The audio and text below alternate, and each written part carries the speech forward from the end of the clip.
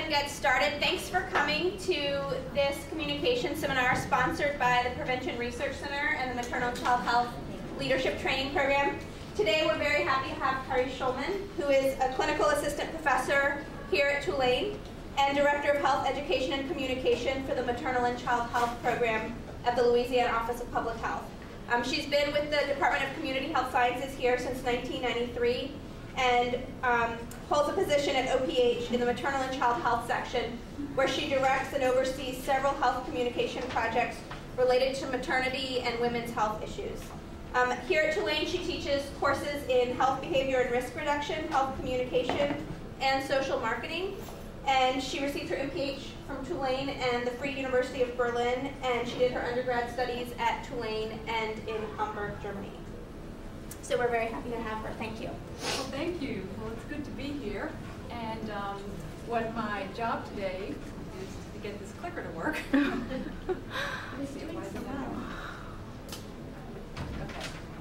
All right. So my job is to tell you the story today. So once upon a time, in a land not so far away, actually right down on Poydras Street, when you get into the address, and not so long ago, about 2 years ago, the state's maternal and child health program decided to integrate a social media component into their health communication efforts. And so this is a story. But before I start with the story, I want to give a little bit of a disclaimer. And one of them is that I am not a social media expert. I am usually feeling quite overwhelmed when I really start diving into, all social media kind of things. But what I do want to do is tell you the story of us trying to integrate a social media kind of strategy into our health communication programs. So the other disclaimer to the story is that it's not a big, wow, dramatic story. It's just a story. So I hope you're not too disappointed with that as an introduction. So anyway, so it starts with the numbers.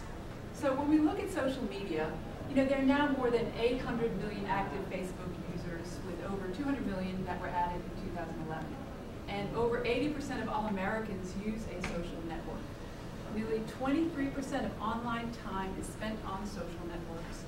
And Facebook is actually one of the top destination sites for among social networks and blogs. What has happened, as you are probably very familiar with, is that there's been an explosion in the use of social media. And so, just tracking it from 2005 to 2011, we can see 83% of all those between the ages of, I think this is 18 to 29, are social network users, etc. And certain groups are growing faster than others. So there's an explosion. People are using social media and social networks to communicate with one another, to get information, etc. So that's part of the story, right? Of social networking, about 92% partake at Facebook, 29% participate on MySpace, we have 18% on LinkedIn, 13% on Twitter. And here's some information that I pulled recently. 1 out of 8 couples married in the U.S. last year met via social media. So, there is an impact here. Ashton Kutcher and Ellen DeGeneres combined have more Twitter followers than the population of Ireland, Norway, or Panama. So, and then this I thought was interesting too. In 2009, Boston College stopped distributing email addresses to incoming freshmen because basically the Generation Y and Generation Z consider email passé, which is quite scary to me. I'm so attached to email compared to social media. But anyway, so just some things to frame this conversation about social media. Other things that just came out in a report in, I think it was September of last year by the Pew Internet Research, is that these are some words that are associated with, social media, positive words, good, fun, great, interesting, convenient, excellent, all the way ranging between positive, negative, neutral, and some notable kind of words. But the research showed that most people did have a positive spin on social media and its applications and uses.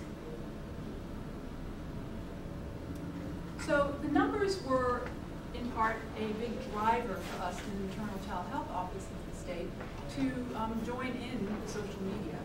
It seems that there's almost an obligation for us to be there where our audiences potentially spend time and hang out. And the social media also has a very interactive nature, so it allows for greater audience participation and engagement with some of the messages. And as we know in public health, behavior change is not easy. It's not just about, developing a TV spot, showing it to someone, and then oops, behavior change happens. So social media has the promise of interactivity with your audiences and some give and take. So that has some interesting implications for us.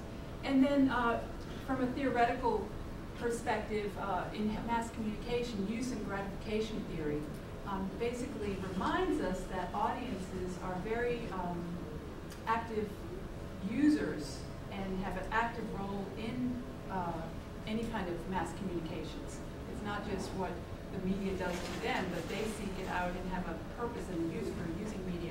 And so this, for us, if we are going to engage in social media, we have to think about this kind of a perspective and make sure that the communications that we send out are entertaining, are interactive, are fun, do engage our audiences. And the last big reason really to join into the social media bandwagon was really to get experience in developing and using this channel. We had to jump in and join in. That was the thinking that went out.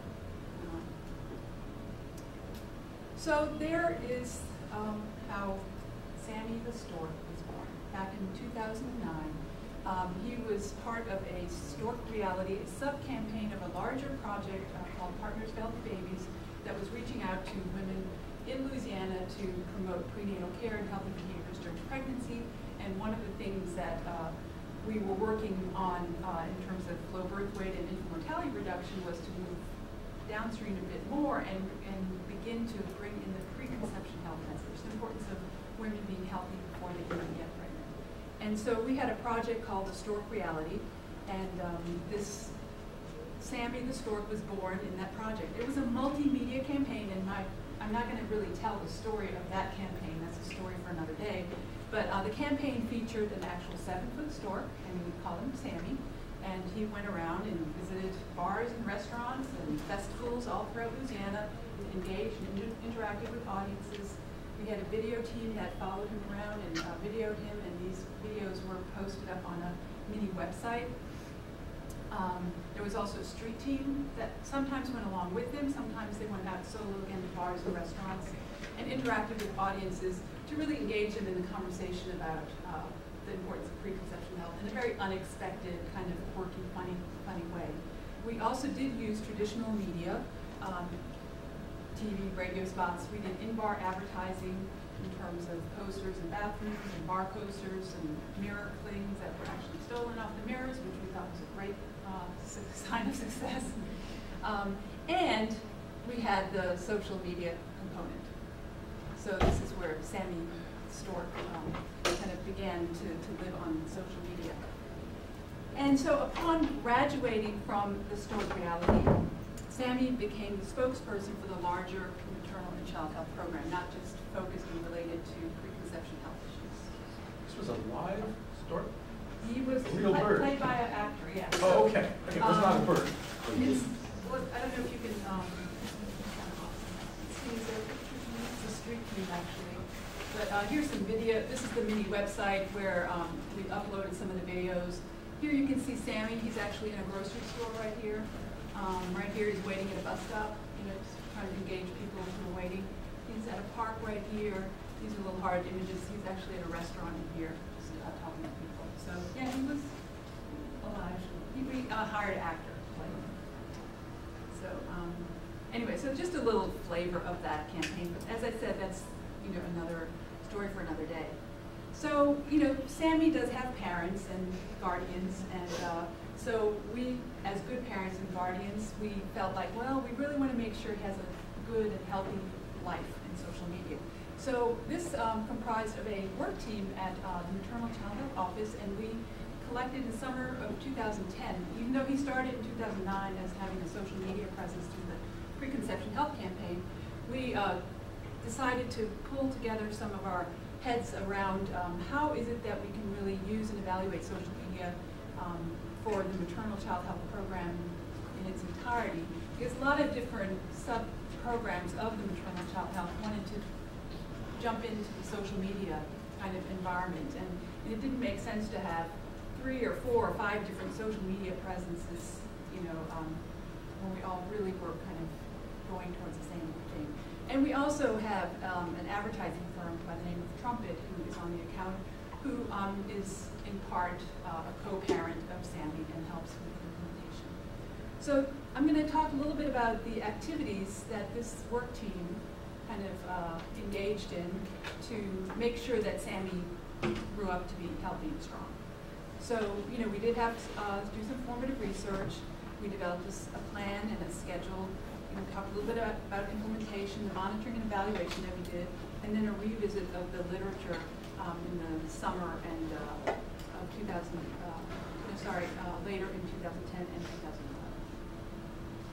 So the formative research, the team basically sat down and did a lit review, and what we found really was at this point in time in 2010, there were large gaps in this area of research. There was not much out there in terms of how do you evaluate social media, particularly not for public health or social issues.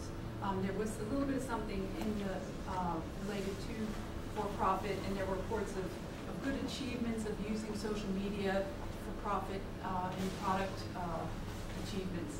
And the other thing that we learned was that actually 84% of professionals worldwide did not measure social media return on investment. So they were using it, but really could not say whether this was successful in their businesses because they weren't really measuring it.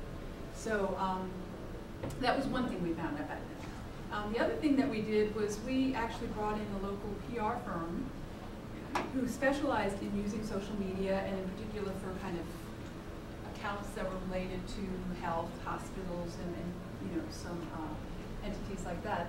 And we asked them to give us a training and provide us with some guidance. And so they came in and advised us to be really careful about how we went about this in terms of making sure that we allocated resources and staff time, because even though social media sometimes is perceived as free, in a sense, you know, there are a lot of staff resources and time that really get eaten up. They also advise us not to do everything. Pick what works and you know, do one thing well if at all possible. And also recommended that we become aware that we're not going to be instantly gratified. This is going to be a slow process. You're not going to, you can't expect a huge return immediately. So these were some pieces of advice that were provided to us by this PR firm. As good public health practitioners, we knew that it would be important, instead of just jumping into the social media activities, to really think through a plan. We did look to the CDC, and they at that point had a social media toolkit, and they have a revised one. I actually have it with me, so if you wanted to kind of just flip through, and I'll give you the resource at the end of the talk today. Basically, there's a toolkit that gives some guidance and advice on if you are interested in joining the social media platform, you know, things to think about to do. So we did put a plan together that included goals and objectives, what were we after, where were we headed. We defined our target audience. We defined the persona and personality of our Sammy Stork, like how we wanted to be. And there were also in the plan guidance on how often we would post, the criteria for befriending and following others, how to handle negative comments, and these kind of things were all documented and put into the plan. And the other thing that we did was we came up with a schedule, a message matrix for an entire year from October 2010 to October 2011 to guide and forecast what we would post about and what we would talk about via these social media conversations. And that was quite helpful, actually. So the goal, this is from our plan, you know, basically for Sammy was to build an online community child health, and communicating about maternal child health programs and maternal and child health related messages. So, and we did populate plan with a few objectives, and I'll report on the progress of those. You know, things like, you know, increasing the number of friends we had, and increasing the number of likes and fans that we had, the number of followers, the number of interactions, and traffic to a website that is part of the Maternal Child Health Office. Target audience, we had 3 tiers that we identified. One was to really, the first tier was to reach out to organizations that were connected to women of childbearing age, so community organizations and things like that. The second tier was to connect to media outlets, and then tier 3 was to actually reach the women of childbearing age, and particularly we were interested in those who had limited resources. Sammy's persona, we wanted him to show that he was very knowledgeable about maternal child health issues and that he was an expert. But we did want him to continue to be a little funny, quirky, witty in the way that he approached his conversations, but also show caring, concerned, likable, and compassionate side.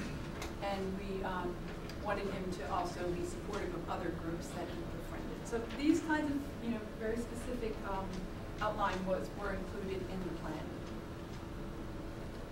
And for implementation, the primary gatekeeper, we asked the advertising firm Trumpet to be the primary poster of the messages and to keep up with social media. And the MCH staff also had a very important role in making sure that they provided the content to the advertising firm in terms of what to have those conversations about. As I said, that these were actually outlined on that yearly schedule, so we knew month by month what types of conversations we were going to have, whether we were going to talk about HIV, or whether we were going to talk about immunizations, or breastfeeding, or what have you. And posting did occur several times a week, and then we also made sure to have monthly meetings where the advertising firm and our staff from office, you know, came together to discuss, you know, the plan, changes and adjustments needed, etc. So this is where Sammy actually lives, on Facebook, on MySpace, and on Twitter. And you know, we did care who Sammy hangs out with. So you know, as good parents, we wanted to oversee his social circles. And you know, again, we reached out to, you know, individuals, to nonprofits, government organizations, businesses, media outlets, and entertainment and celebrities. You know, especially wanting to make sure that with entertainment, we have a lot of musicians and bands, and, you know, people who in theater and things like that, because we really felt that they would be more connected to our target audience. So we actively reached out to some of those groups and to community organizations as well.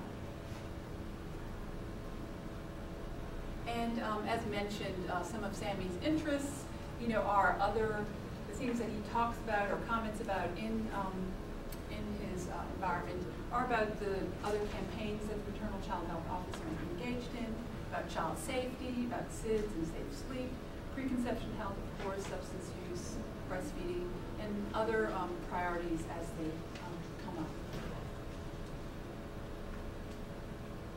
Okay, so to monitor and track his activities, there are a few tools available that are free, and they include tracking tools that are available on some of the social media sites, such as Facebook Insights, and Hootsuite is available as well as free tracking. You can get an upgrade and, you know, buy a couple of extra features on the tracking, you know, for $5 or $6 a month.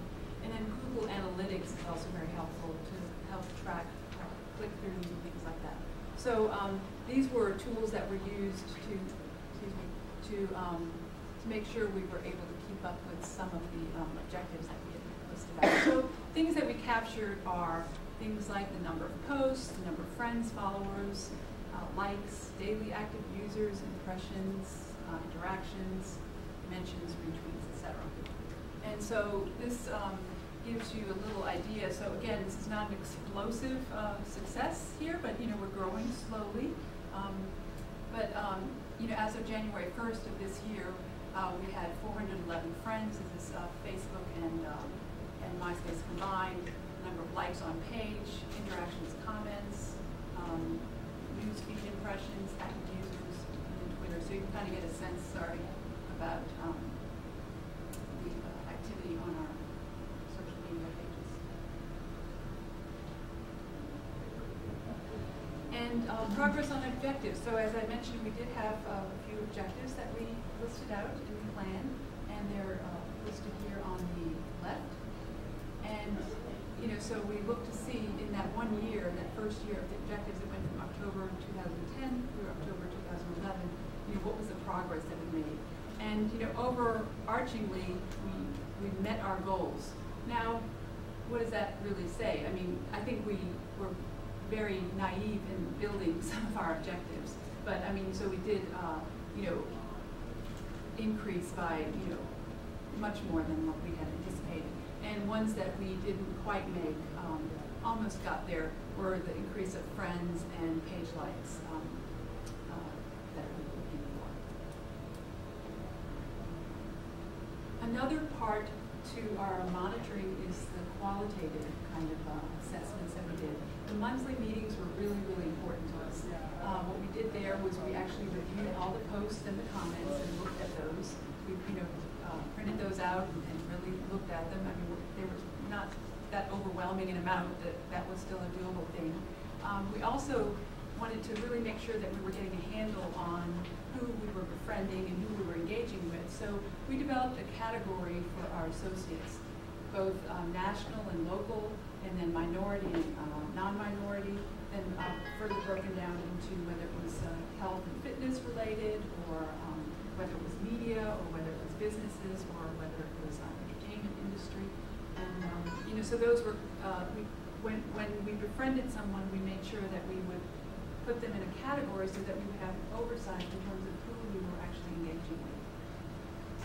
The other thing that was really important at the monthly meetings was to discuss operational issues, because what does happen with social media is that it's consistently changing. I mean, we ran into that a couple of times with our objectives, where we wanted to count the number of page likes, and all of a sudden that wasn't being, you know, provided anymore. As of this year, they're not doing daily active users anymore. They're now doing something else that's called talking about.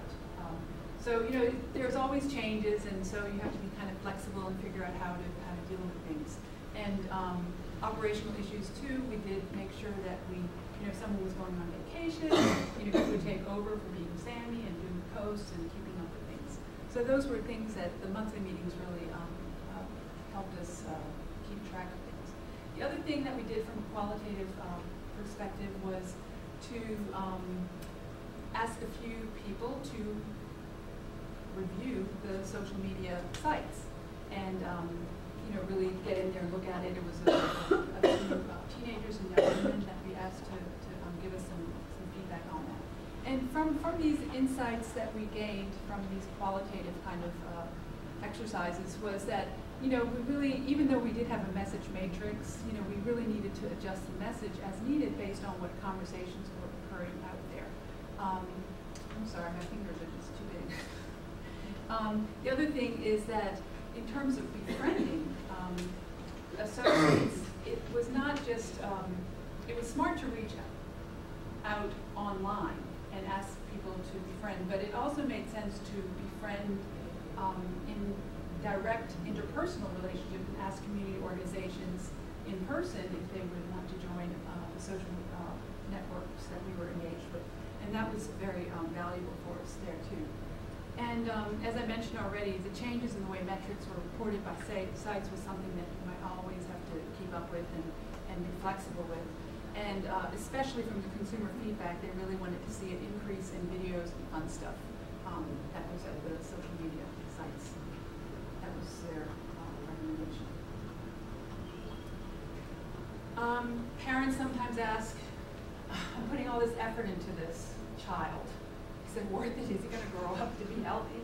So how do you calculate social media return on investment? And one thing that is a big lesson for us is that it really is important to keep up with the literature. It is so dynamic, it's ever-changing. What we found in 2010 and the end of 2011, there was very little on return on investment in social media. By July of 2011, there was a mushrooming of online conversations, blogs, newsletters about social media return on investment, and a lot of different suggestions and advice given. Again, mostly for the business world that had a for-profit kind of interest. But we were wondering, does this help? Okay, so does this help us show that our social media efforts are working? So what does Sammy cost us? It costs us about $2,000 a month to run. That is help getting the messages out, contracting with advertising firms, et cetera. So we're spending about $24,000 a year on social media. One preterm baby costs about $46,000 to get out of the hospital. And that's compared to a healthy newborn, where the price tag is currently at about $3,800, with a savings of $42,000. So if the savings equals a 2-year budget to do social media with Sandy, I mean that could be one way to say, hey, we should keep doing this. But if we have to, in today's very challenging economy, and where everything that we do in public health is being scrutinized and say, well, can you show that it really is doing it? Is this good enough? I don't know. So this is what we would, in the past, would always go to, but it may not be strong enough. So we really do need to explore this return on investment. And the reality check is that, how do you really measure return on investment? It's a very simple formula, which basically is that the gain from the investment minus the investment itself divided by the investment times 100 is the percent of return on investment. So where it's pretty easy to figure out what your investment is, right? How much dollars you're spending on running your program. So converting the hours and the staff time used to create and run the campaign. Now, the return is a little bit more challenging, especially if there is no dollar value attached to the return. So, but we have to figure out a way to do that. And that was kind of the big lesson from our investigation. If you want to measure return on investment, you need to set a quantifiable return. You have to have a very clear goal that can be ultimately transferred into dollars and cents. So, if there is if you do not measure return, if there's no direct financial exchange that occurs, you really have to become a little more creative, and there's no way around it. You have to figure out how to define a return that can be converted into dollars and cents. So, step 1 is calculate the investment. Step 2 is determine the return, which in itself is a 2-step process. Again, identify and define the return. You have to set a very clear, quantifiable objective, and convert that return into a quantifiable dollar value. So return on investment is calculated here. This is your financial investment. This is your financial impact. These are the things that happen in between: action, reaction, and non-financial impact. This is the engagement that you might have with your associates. But this is not where you can measure return on investment. It may be a necessary interim steps, but it is not the way to get the final answer. So, with that said, how can we in public health or for social issues really look at defining a return? So, for public health applications, instead of working with sales, which we rarely do, we may need to look at, well, how much would it cost us to get customer insight? How much do focus groups cost? If we get insights from social media, how can we compare those two things? Or brand awareness. Or, we need to really be creative about the things that we can gain from using social media where we may be able to attach some kind of dollar value. So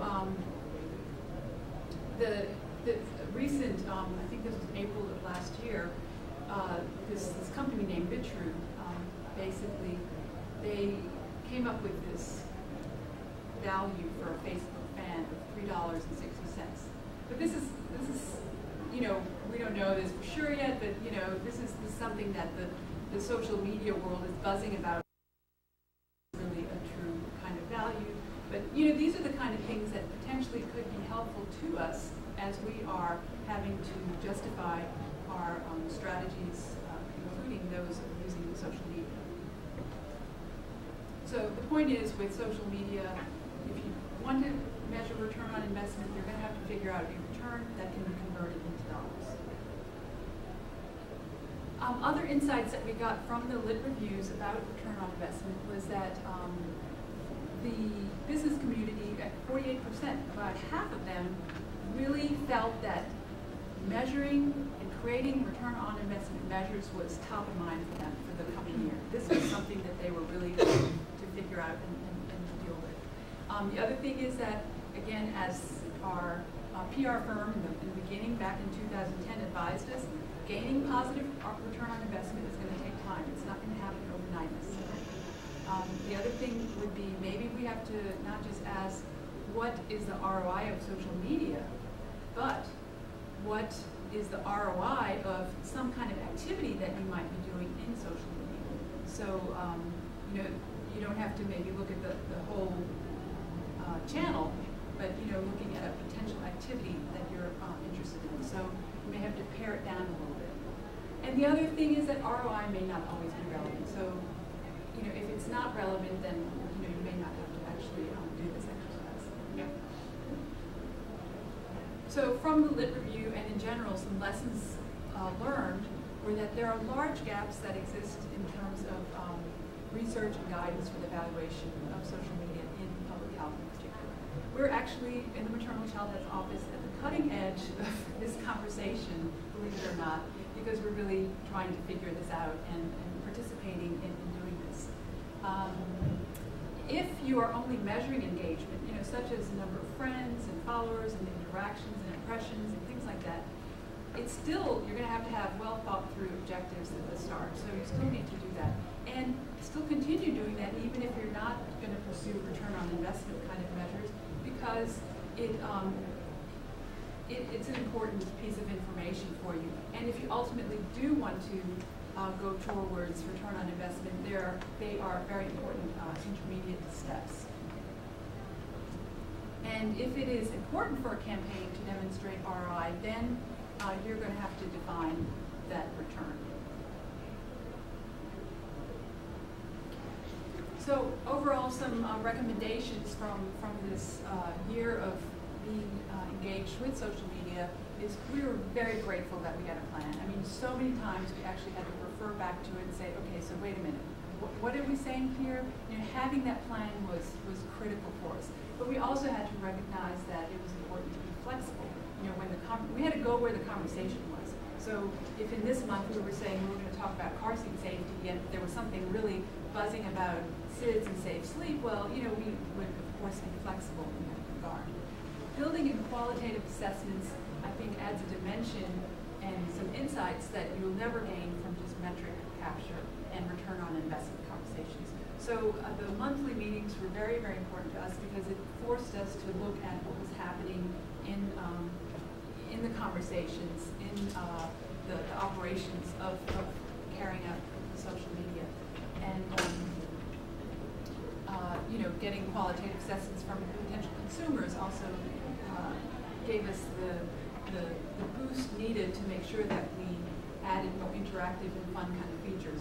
Actually, I do have a little, in October of last year, we decided to do a contest where people would have to, you know, we showed a few pictures and they have to pick out the one for a baby sleeping on its back or side for SIDS and safe sleep kind of environment. They had to tell us which picture was the best sleep environment for the baby. And this contest, because the first 10 who responded or something like that would win a stroller.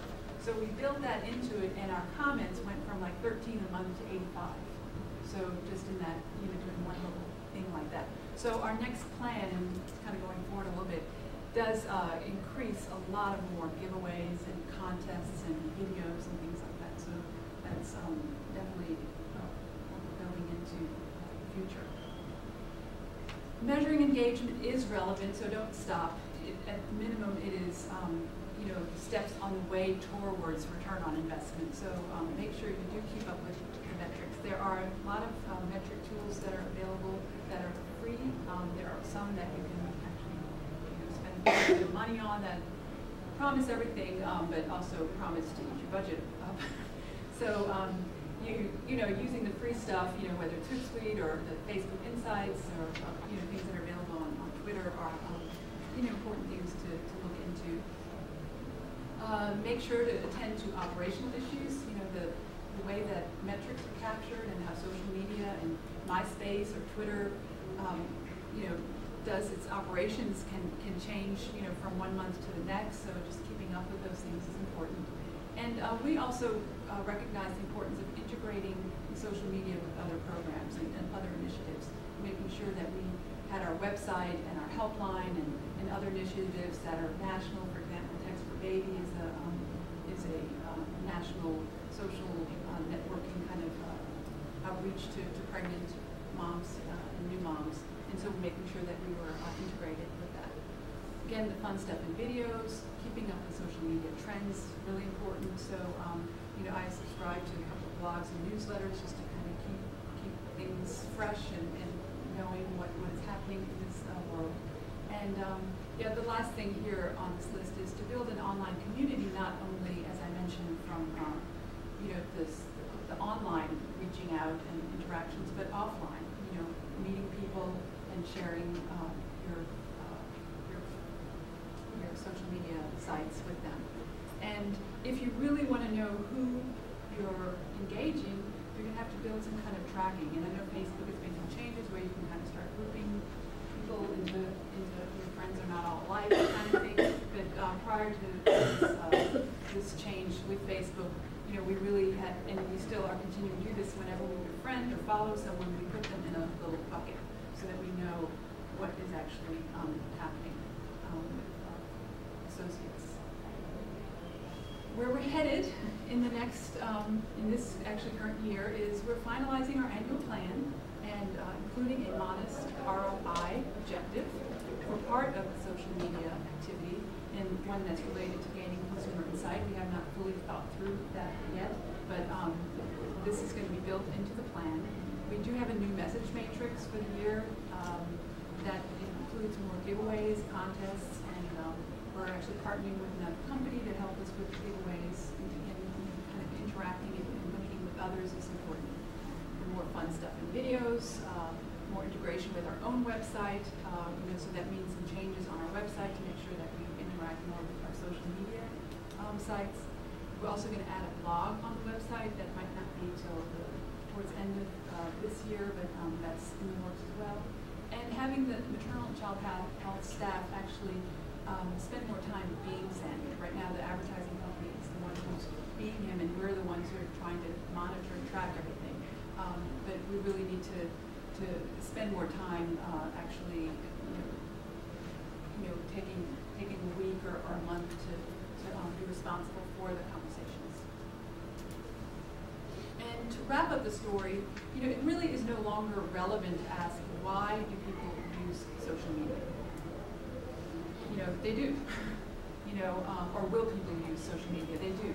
And social media does appear to be a trusted source, and that might possibly be due to the shared power and responsibility that is available through social media, through this kind of interactive nature.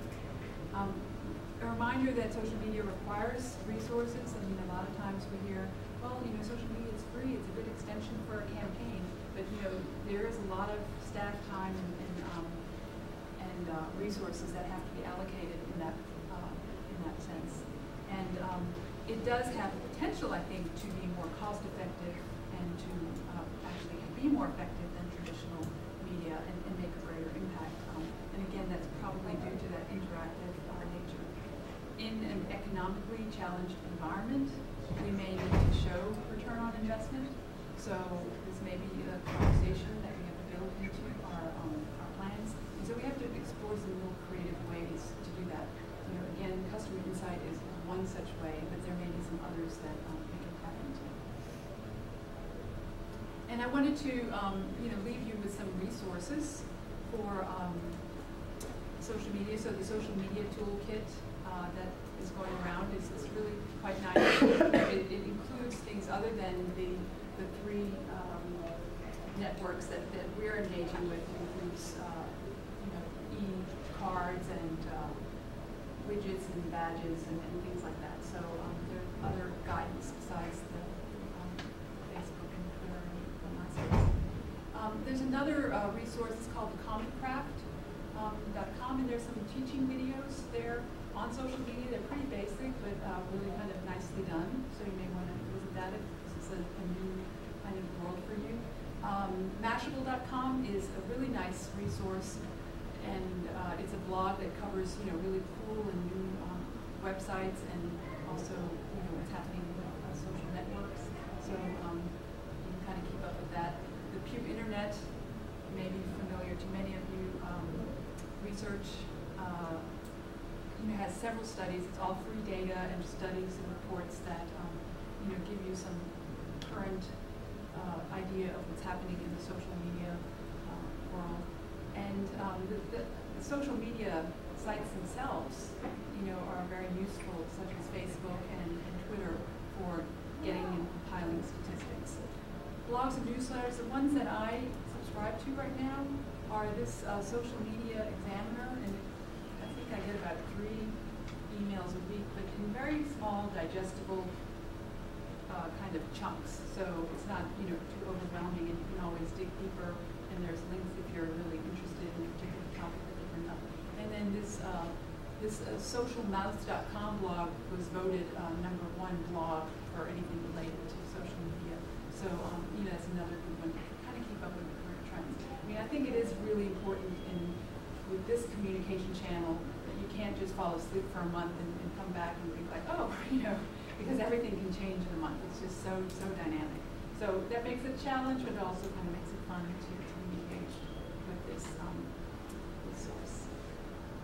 And if you want to follow Sammy, these are his addresses right now. Historic Reality is the mini website where the videos of his antics are uploaded that are more related to preconception health, but these are the basic addresses.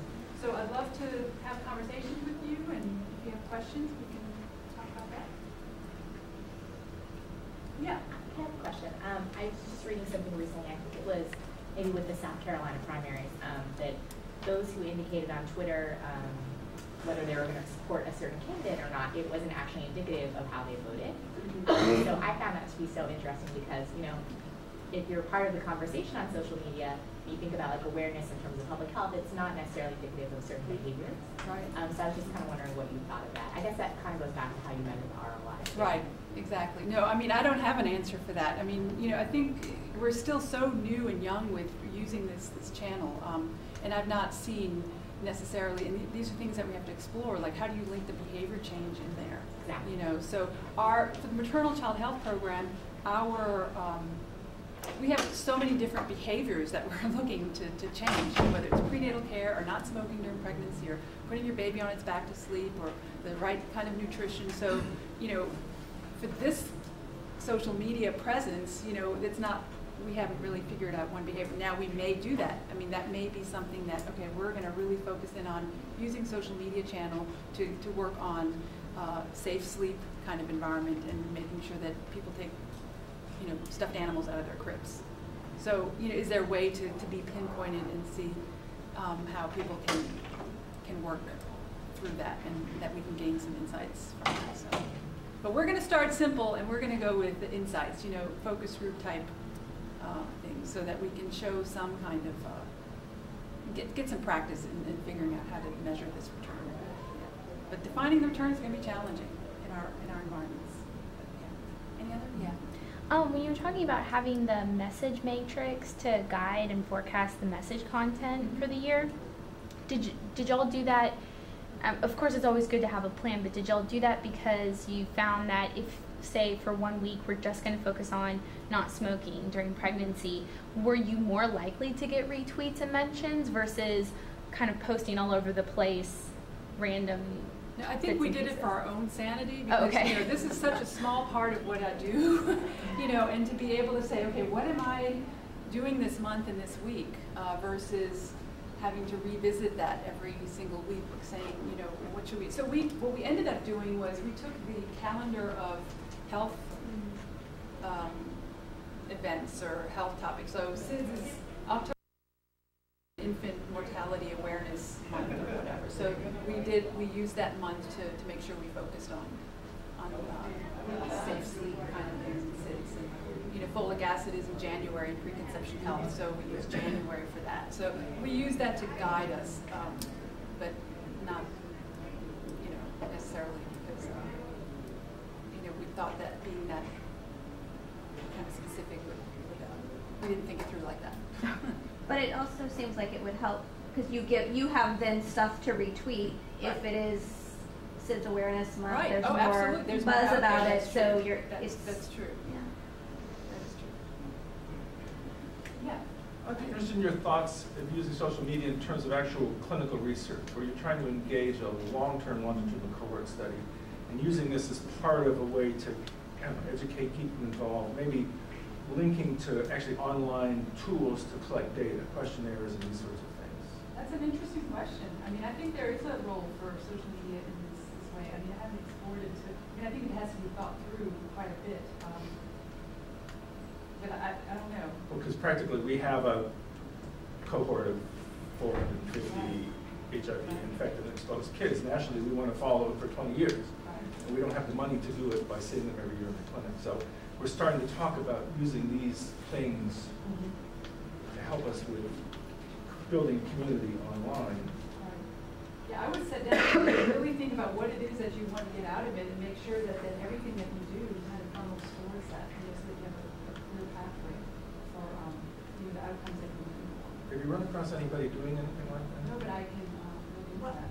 I'm kind of in the same boat with the National Children's Study, which is my 21 year, and I love Sammy, by the way, and I follow your page. Okay. And I think you guys even commented on something I put up one time, but you know, I'm trying to build a community that's not just going to be participant-centered also, because you have all the confidentiality issues that surround their participation on your open page. But you know, how to serve both at the same time. And I tried using it for recruitment and fell so flat. It's hard because it's hard to measure. Because I don't know if someone liked the page, if they eventually call and want to tell me what was said. But those are some of the things that we're talking about within the National Children's Study across the country is how to, because we're really tight on budgets, how to use more social media for both recruitment and retention, and just basic awareness. Yeah, we wanted to use, we are doing a survey right now with, actually, Wilson is helping us with that, with African American women in the New Orleans area, and it's a survey that could be online, but because, and we wanted to use social media to recruit and get people to hear about it, but because of issues with, you know, they have to get a unique code, and so how do we manage that? You know, so someone could take the survey like 20 times, and so that kind of was the limiting factor here. But I think there are things that we can figure out to do, but we do have to engage researchers. Well, like I contacted our IRB when we was first putting the page together, and I mean, there's no guidance on the use of social media in the research.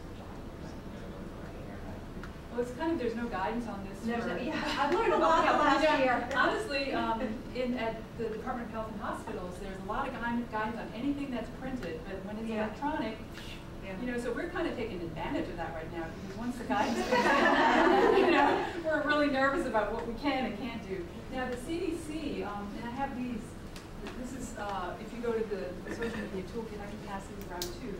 This gives you a little example of, you know, the guidance that they give for people in their organization who want to do a Twitter and social media kind of sites.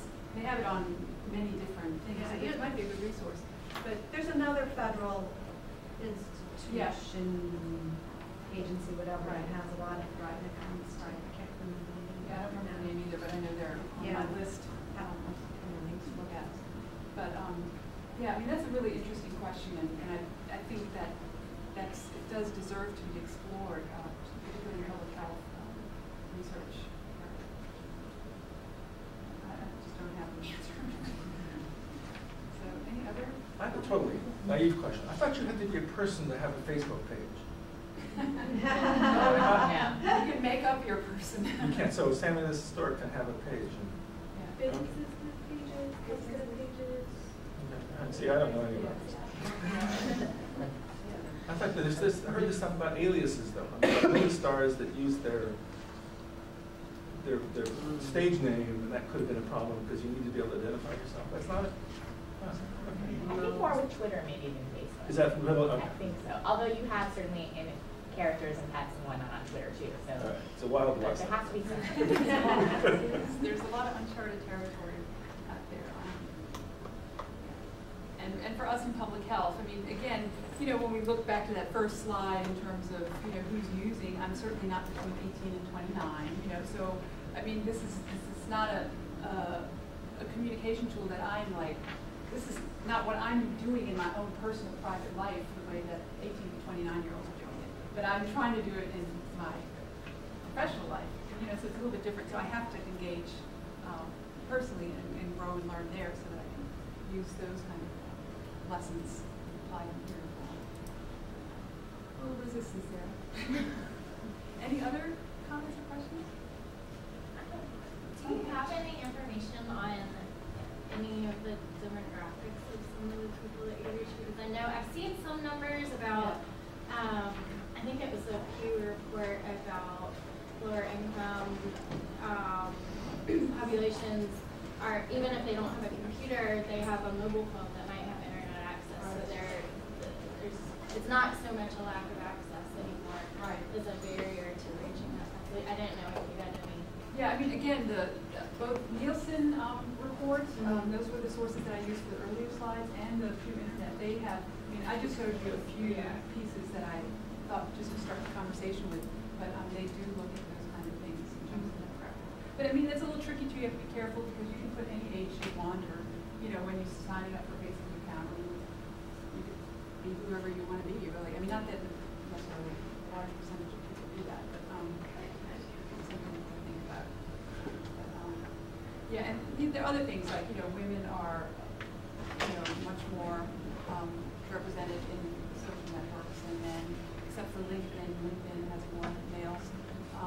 And then other things like with ethnicity, it's very, I mean, you have to look at the demographics of the country and of the state and things like that, but it's very skewed towards Caucasian, younger, that kind of thing. So, you know, so there's a lot of, you know, kind of background data out there in terms of who's using the Pew and internet and these social media blogs and newsletters are really good about just keeping that in your forefront. Thank you so much. I think we need to wrap up, but we really appreciate it. Yeah, you'll be around for a few minutes. I'm just not sure. I think there might be a class here at 1. So thank you all for coming. Our theme this semester is communicating with the community. And so we'll be having one on policy campaigns, another on effective messaging, and our next one will be on February 28th, which is about branding campaigns, and that'll be from the Downtown Development District, so I hope you join us.